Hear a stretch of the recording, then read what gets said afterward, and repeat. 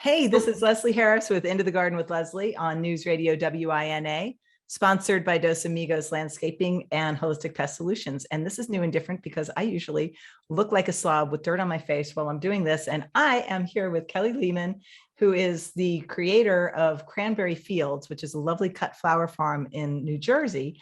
And we're going to do this podcast like here we are. Hello, Kelly. We're going live. Yeah. And we're both recording this for the first time to put on our YouTube channel. So this is going to be such a learning experience for the two of us. It really will. I mean, I bumped into Kelly on Instagram, which is one of my sort of two social media platforms. Kelly has 17,000 media platforms and 17 million followers on each of them. No, just kidding. No, I wish. She's very active. It feels like the work involved. But she's so active, but it's all based on like reality of understanding and loving plants. So tell us, what's your 9 to 5 dig in the dirt job? Okay, so the 9 to 5, we have a flower farm here in Cranbury, New Jersey. And so basically I've got like a secret garden that's got all my hydrangeas and, limelights and amber, you name it. I've got like so many different hydrangeas and peonies, and we've got sunflower fields. So, we kind of started off by selling fresh cut flowers. The idea was I was a stay-at-home mom. I was like, well, we live on this, really nice, piece of property that used to have corn growing on it and soybeans. And I said to my husband, my youngest is going off to kindergarten. This was way back like 12 years ago. And I said, I want to, do something to earn some money, save for the college, but still be home. And so we put in a flower farm. I had a lot of help from the local farmers. And the first season I grew my first flowers. I was so proud. And I took my son Jack to a florist, and we had this, bucket of, I think we had maybe zinnias and, marigolds. And I said, oh, how much, will you give me for these? It took me a year to grow. I'm so proud. And I think it was like 15 cents a stem. Oh. And I was like, wait a minute, so she's like, well, I can give you $20 for, the bucket. I was like, oh my God, it took me like a million, hours of labor. And so I was like, well, this probably isn't, the best idea for me. I wasn't really knowledgeable about doing the farmers markets, because there is obviously like ways to make money by, running a flower farm and selling direct like that. I was just like, I don't know if that's the route for me right now. And a couple of girlfriends said, well, why don't you have a Flowers of the Month Club, and we'll just buy like the arrangements direct from you instead of going to like a florist. And that's how it started out. And so I started a florist, and we would use the fresh cut flowers from the farm. We started doing weddings, and then we were doing funerals, and then it just kind of blew into a full-blown florist. So my daily thing is still keeping up with the farm. But what I did was I'm super lazy. Oh, so I don't think so, Kelly. I don't know you very well, but I know what you do. And no. The secret is I really am, because what I try to do is I made sure that like a decade ago, as I started to plant, I started planting only things that were super easy to take care of, that were perennials. They were going to come back year after year, and I wasn't going to have to futz over them. I wasn't going to have to fertilize them and baby them. It was like, like the Darwin farm, like Darwinism, like you need to, like just be the strongest of the strong, or you're not going to survive here, because like there's just, chasing 4 kids around. There was like not that much time for gardening. And that's what I did. And I started research. Like I knew nothing about flowers. Which is why I was like this epic fail for so many years. Like I wish I could show you like how much time I spent out there, and like, we just weren't profitable, and I wasn't figuring it out. And I just read and was online and watched YouTube videos. And I finally figured out there are certain plants that will give you like a bounty of flowers, for minimal amounts of work. And there's certain ways that you can sell these and market these. And then we started figuring that out. And I was like, wow, now I understand. Now you understand. And once you crack the code, you decided not to keep it to yourself. You share it on YouTube, Instagram, TikTok, everything. So tell us, when did the content creation in front of a camera start? Oh, that's a great idea. So we were selling, then we decided to, well, let's not just sell it in, my little town of Cranbury. Let's, package up these flowers in burlap wrap bouquets and ship them out nationwide. And then you're like, well, to sell nationwide, people need to know about you. Yes. So I said, well, let me do a couple YouTube videos, how to make your hydrangeas bloom. People are always wondering why their hydrangeas aren't blooming, and, how to grow sunflowers and all this stuff. And I basically got crickets. Nobody watched, it was like all this work. And I was like, I'm going to be this, overnight sensation. Nobody watched. I had no followers for like 3 years. And, but we kept shipping out the bouquets. And then COVID hit. And then all of a sudden, these little, how-to videos mostly about hydrangeas and sunflowers and peonies. Those are like my 3, favorites, all of a sudden they like took off. And all of a sudden I look at my channel, like 1 million people are like, watching how to keep their hydrangeas blooming properly. And, then, 300,000 people were watching, the sunflower video. And I was like, whoa, wait a minute, what is going on here? And then I started devouring all sorts of information on how to be an influencer. How does this crazy influencer world work? Because I want in, I was like hooked. And so that was it. So then I just started like taking courses on how to be a YouTuber, how to go on Instagram, how to be a TikToker. And it's like this incredible world of sharing. And then you meet people from all over the world that are saying, oh, I just, my hydrangeas bloomed for the first time in like, 2 Because decades. of you. I watched your little video and that I was just sold. Yeah, that's fantastic. That's such good feedback. And so I'm just trying to figure out, well, how much of what percentage of your time is devoted still to the flower farm right now? That's a great question. So we're recording this in December, so everything's asleep sort of. And it is. Yeah. Yeah. Okay. Yeah, exactly. It is. So I would say up until last year, I would probably say my time was divvied up. 75% was doing the farming, doing the florist thing, doing the bouquets, shipping them out, advertising that. And then after COVID, and then 25% of it was, putting on Instagram, making some YouTube videos, it was kind of like maybe 25%. And then after I realized that it's like this huge satisfaction too of like helping people from like, someone's in like Indonesia. One of my favorite people is in Tasmania. And they're all over the place. Oh, saying, wait, is it Nanny New? Nanny New. I love this woman. She's going to be on the show.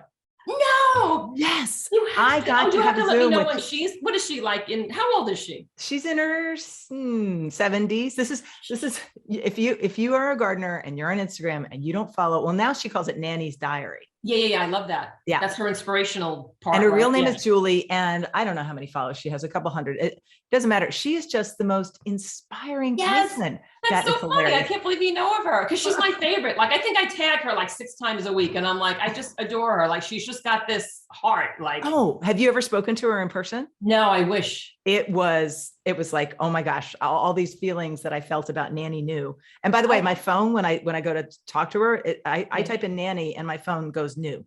Because oh, I love this. Oh, I have to connect with her because I feel the same. But this is what I'm saying. I mean, it sounds so silly, but like all of a sudden you make these connections with these. There's another gardener. Her name is Ursula, and she's in I think South Africa, and she's got like a florist, and we talk all the time about what's going on. We're in opposite seasons, and we're always like, so yeah. So that's now, part of it. So the percentages are switched now. So now I do I would say even 80%. Is the YouTubing, and now we're doing online flower courses because I want to reach a larger audience. So I loved bringing people bouquets. It made me so happy to see their faces, but I'm realizing there's a bigger platform out there to teach. I want to talk about these courses. So how are you connecting with these courses that you're offering? Tell us about. Okay, so there's some courses that are online. A lot of them it's brand new content on how to put in a fresh cut flower garden in your own backyard.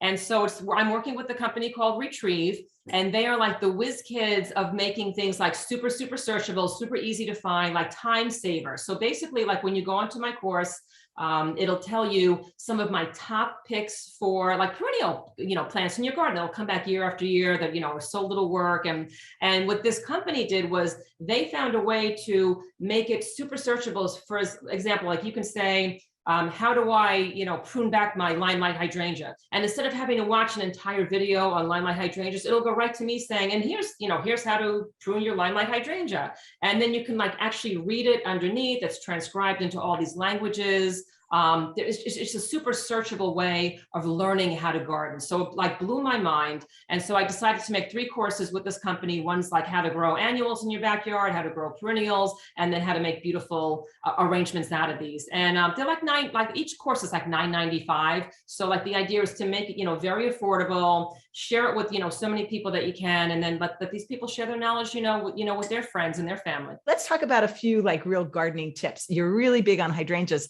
Yes. I know how to prune hydrangeas, and it's one of those things. I was a Spanish teacher for years, and it's I know when to use the subjunctive, but it's kind of difficult to explain to other people when to use the subjunctive. Yeah. So how do you break it down for people with those, paniculata, the macrophylla, how do you do that for people to make it really super simple? I love making things so simple because like I said, I truly am the laziest person. I basically say, if you don't know how to prune a hydrangea, don't prune it at all. And Yeah, you will that's probably have the most spectacular flowers. And I feel like it's this like well-kept secret. I don't know why no one tells everybody just leave your hydrangeas just alone. don't touch it. You'll be Don't fine. touch it, leave it alone. Same thing with peonies. Like, you know, I love these flowers that thrive on neglect. I mean, they really do. So basically a lot of hydrangeas like your Endless Summer and your Nico, a lot of them, the flowers come in on what's known as old wood. And that means that right now, like this time of year, like right now we're talking, it's December. I know this might be posted later, but like fall and winter, next year's blooms are getting formed right now. And what happens is a lot of people are like, oh, I want to, you know, make sure I have beautiful blooms. And I know that you have to recharge it and cut it down. So they go out there in fall, or they'll go out there in spring and they clean it up and they make it look all nice and proper and cozy. And they're basically shaving off all the flowers that were supposed to come in. It's so you know, sad, but yeah. I do. So when I am breaking it down for people, and the two types that she just mentioned, the Nico is the classic macrophylla, and then the Endless Summer is supposed to be a little bit of both. So, Yes. I mean, you can leave it alone and you won't go wrong. You can always leave it alone and you won't go wrong, but you could touch on a little bit of the Endless Summer, and you can certainly clean up dead wood. Is that correct? Definitely. So if you have, especially like those stems that are hollow, like if you look inside and there's a hole, it's a great idea to cut that stem out right from the bottom, because insects love to kind of, you know, hunker down in there. The only problem, you're probably better off waiting until like early spring for that, for like that cleanup, because then you can really start seeing some of those little tiny green buds, even though like some of those sticks look dead, like they look like they're brown. If you see any sign of little green on them, leave it alone, because, you know, it's definitely not dead, it's just dormant. But if there's a stick that, you know, in early spring, that's pure white, if you can snap it off and there's no green on the middle, it's white, then you can definitely cut that back and you can definitely clean it up. You can, and that's for aesthetics. Just a note for people who are interested in habitat, remember that those hollow stems on some of our perennials and shrubs are the place where our native bees love to make their homes. So if something's bugging you in your garden, I always say, you know, it's your garden. If you need to clean it up because that stick is driving me crazy, deal with the stick. But if it's not something that's bothering you, you might want to leave it until just before you need it to look good. Or if it never bothers you at all, leave it for habitat for native bugs. That's just something. Oh, that's a good idea. Yeah. We have leaf cutter bees here for the first time, and they love that. They love those little tiny like tree, you know, like dead trees to go inside. And that's where they actually, you know, put their babies for next year to come out. That's fantastic. Yeah, looking out for habitat. We got some good hydrangea tips, and we talked about the macrophylla. And what do you say to people with the the other two big types are the arborescens, like Annabelle, my favorite. No, I love Annabelle. I love Annabelle, and then of course the paniculata, like little lime, big, you know, limelight, blah blah blah. What do you say to people on those? All right, so great question. So those are the ones that come in on like new growth. So basically, like if you did happen to cut it down in fall or winter, you know, it would be fine. You would wind up getting blooms. I think that usually the advice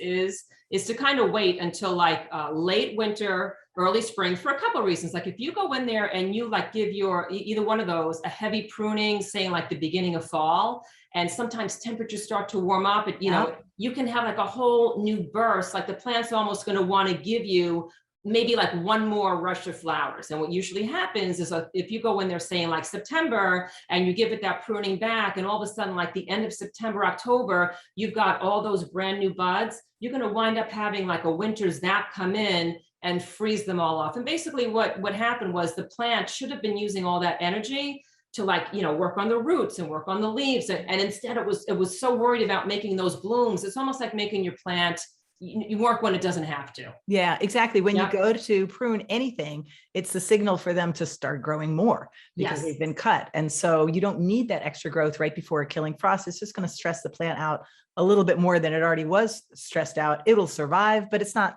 best practice, is it? Exactly. Yep. So I have to tell you, here at Cranbury Fields, I pruned them back, pruned back my limelight and half of my Annabelles last year for the first time in 7 years.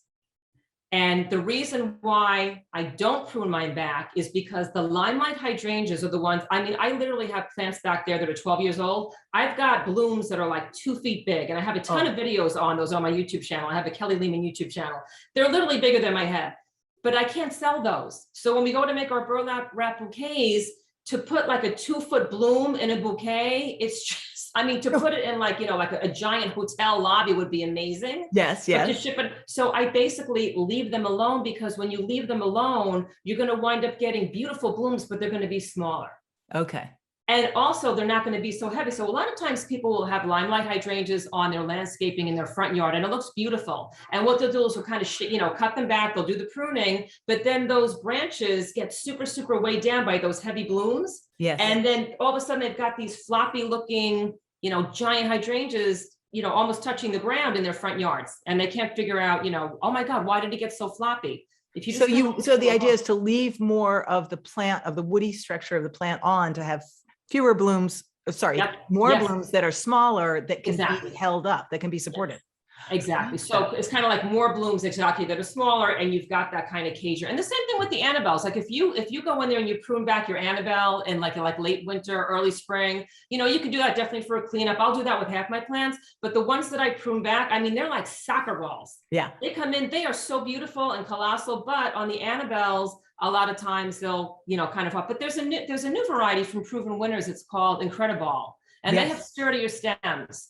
So that's another option of, if you want a sturdier stemmed, snowball looking round, beautiful white hydrangea, Incredible is a good pick.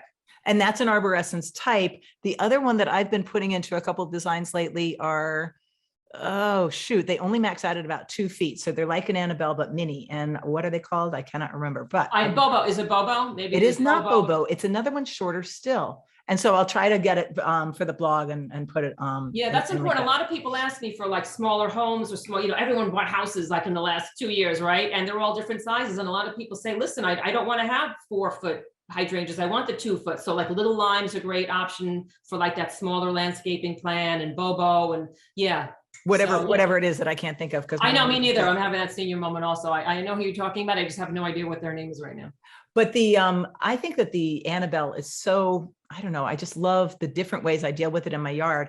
In the front, where, I say I have a mullet garden, it's all business in the front and party in the back. In the front, I like to clean it up in winter, which is not great for bug habitat, but I guarantee you most of what's happening is in the back anyway. And so I do cut my Annabelles down to 3 or 4 inches, because I actually grow hellebores right underneath them. Oh, I love the hellebores. Yeah, and they make such a great mix, and so that means in January, February, March and April, I'm looking at only hellebores and not hellebores in amongst sticks. You know what I mean? Right. But in the back, I absolutely leave all my Annabelles, and I love the snow as it falls on those heads. It's just amazing. Oh, that's beautiful. Yeah. I love that when you use I love the idea that you have the hellebores there. It's almost like a stacking, because I'll do that with my peonies in back of my Annabelle. So I'll have a row of peonies in the back. Okay. And when I do cut back my Annabelles, the same thing, I'll leave about, like 2 feet, in place, just to kind of give it that extra structure. But you will see all the peonies in bloom is like against a white fence. So it's a white fence. All these peony blooms come up in the beginning of spring. And then as the peonies fade, then the Annabelles start to take over, and you've got this great piece of real estate with like succession blooms. Yes. But I'm actually going to do the hellebore idea next year. I love that, because then the hellebores will come up in March. Yeah. And then I love that. That's brilliant. Yeah. Oh, good. I'm glad that I was able to pitch in there a little bit. What is it like at your flower farm? Can people come and cut their own, or? Oh, good question. A lot of people ask that. We actually live here on the farm, so we raised our 4 kids here. So we're not really open to the public, but we do love to just like share as much as we can, especially on YouTube and Instagram every day. I have like a good morning every like if you're watching Cranbury Fields on Instagram, like every morning you are greeted with a good morning from the farm. Aww. So we try to share as much as we can that way. But yeah, it was a little too much. And it's funny because my in-laws live by too. So the house is always steaming with like kids and their friends and my in-laws. And we were like, to open it to the public, I think I might lose my mind if there were more people. Yeah, I can't do that. And then of course there's Lucy. I mean, Lucy is. And then of course Lucy takes up a lot of real estate. Yeah, my Bernese mountain dog. So yeah, her Bernese mountain dog. When I first started looking at Kelly, I'm like, and she has a Bernese mountain dog. This is so cool. 2 of my grand dogs are Bernese mountain dogs. So get out. Oh, that's nice. No, they're wonderful. Crockett and Boone. Very cool. Yeah. So what does Lucy think of the flowers in the garden? Oh, I have to say, Lucy now is to the point where we tape certain days, like Mondays and Wednesdays are like our videotaping day. And Lucy knows, like, once we're out that door, like she's right next to us, she's in the garden. Like, we always say, we all know you're the star star, clear the way for the star. And she loves being outside. So it's really nice because we're always outside with her, with the filming, with all the social media, and we have her on the pink golf cart, and she just knows, like, she gets right into like form, and she's like completely. Well, we probably should wrap up, but before we do, I just want to make sure that you can guide people to exactly where you want to find. I will have these links, but what do you like to share the most? The courses that are on your website, the YouTube. Right. Yeah. So we have Kelly Lehman is the actual like YouTube channel. So it's my name, Kelly Lehman. And then the Instagram is Cranbury Fields, and it's spelled like my town, which I guess you'll have the link there. And then, I would love to see you guys over on some of those courses. And it's called a Retrieve Library. So it's, it's under Kelly Lehman. I have my own little section in the library. And right now I've got those 3 courses. And at this point, we should also have like a holiday course that we just put up in December that should be live too. And so, and we're Kelly Lehman's Flowers is our TikTok. Okay. So, you try to grab your name where you can, but a lot of times like the name's, taken. Yeah. So, and then we're on Pinterest too. Like everything that we share, we love to share on Pinterest. So I love Pinterest. So we've got, like loads and loads, like thousands and thousands of pins on Pinterest, and we're on Twitter too, and Facebook. Oh, and this is a great place to kind of meet up. There's thousands of gardeners from all over the world on our group page on Facebook. So it's called Kelly Lehman's Flower Tribe. Okay. And I think there's like 4,000 gardeners. They're from all over the place, all over the world. And they're like swapping garden tips there every day. And I had asked, like, people on YouTube had said, is there a place we can post our own pictures and talk to each other? And I was like, please, because I can't answer everybody's questions. Yes. And they took over. They basically said, what do I do with my hydrangea? How do I plant my daffodils? And then someone from like, England will tell someone from like Georgia how to plant their daffodils. And they're a great group of gardeners. So that's another great place. Fantastic. Yeah. So now that listeners, where to find Kelly Lehman, you cannot avoid Kelly Lehman. I mean, she's out there. Thank you so much for spending time with me. Thank you so much. This was amazing. Please say hi to us over on our Cranbury Fields Instagram page, and please join us on our Kelly Lehman's Flower Tribe Facebook group, because there's gardeners from all over the world, and they're posting pictures of their own beautiful flowers, and they're asking and answering tons of garden questions over there. And I will see you in the next video. I almost forgot to tell you about my free download, 4 must-have flowers for your gardens, and that's free, and you can snag it in descriptions below.